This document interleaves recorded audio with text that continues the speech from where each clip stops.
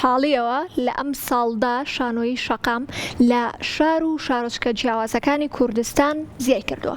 جا لە شاری کەرکووک ئیڤنتێک بۆ ڕاگەیاندنی نوێمین فستیڤاڵی نێودەوڵەتی شانۆی شەقام سازەکرێت.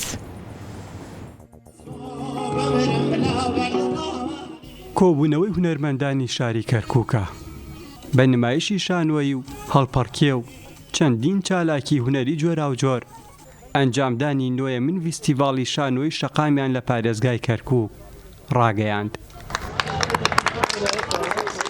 ئێستا فستیڤاڵی ساڵانی شانۆی شەقام لە کەرکووک لە ئاستی ناوخۆ تێپەڕیوە و هونەرمەندانی وڵاتانی جیهان بەشداری تێدا دەکەن. ئەمە شوای کردووە هونەرمەندان بە بایەخەوە بڕوانە بەڕێوەچوونی وەرزێکی نوێی فستیڤاڵی شانۆی شەقام کە پێیان وایە گرنگی زۆری بۆ بەرەو پێشبردننی هونەر هەیە. دایمان هەوڵمان داوەکەوە هونەر و کاری هونەری و ڕۆشنبیری لە کەرکووکە بەردەوامی هەبێت و ئەوەش بە هەوڵ و کۆششی هونەرمەندان و دڵسۆزان و ڕۆشنبیرانی کەرکووک سواز بخوا ساڵانە بە بەردەوامی ئەم چالاکیانە کراوە.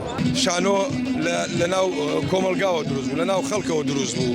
هەر بۆیە ئەم شانۆی شەقامش کە ئێستاکە پەرەیەکی زیادی سندووە لە ناو شاری کەرکووک بەتایبەت فستیڤاڵی شانۆی شەقامی نێودەوڵەتی و ئەم ساڵ خوڵی نوێمێتی لە شاری کەرکووک. ئامادەکاری تەواو کراوە تا لە ڕۆژی 3 و 4 و 5 مانگی 11 ئەم ساڵ گەورەترین فستیڤاڵی هونەری شانۆی شەقام خولی نوێیەم بەڕێوە بچێت. ئامادەکارانی فستیڤاڵەکە دەڵێن هونەرمەندانی 15 وڵاتی جیهان لە فستیڤاڵەکەدا بە نمایشە هونەریەکانیان بەشدار دەبن. ژنەی بینین 20 نمایشی دەستنیشان کردووە 15 وڵات جێی خۆشحاڵیەوە یەکەمین جار لەسەر ئاستی عێراق کشوەرەکانی وەکو ئەمریکا وەکو ئاسیا وەکو ئەفریقا تەنانەت لە خەلیج بڵین لە تورکیا لە ئێران نمایشمانەیە لە چیلی جگە لەمانش ئێمە افتتاحێکی زۆر گەورە بەرنامەمان بۆی داڕشتووە لە جادەی قودس.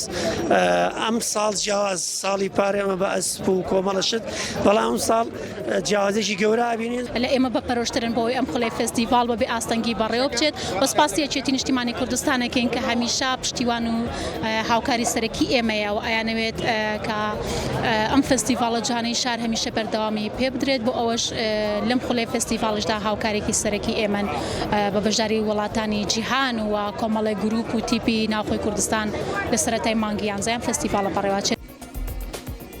بڕیارە لە ماوەی 3 ڕۆژی نوێیەمین فستیڤاڵی شانۆی شەقام لە کەرکووک 20 نمایشی شانۆیی پێشکەش بکرێت کە بەرهەمی هونەرمەندانی 15 وڵاتی جیاجای جیهانە.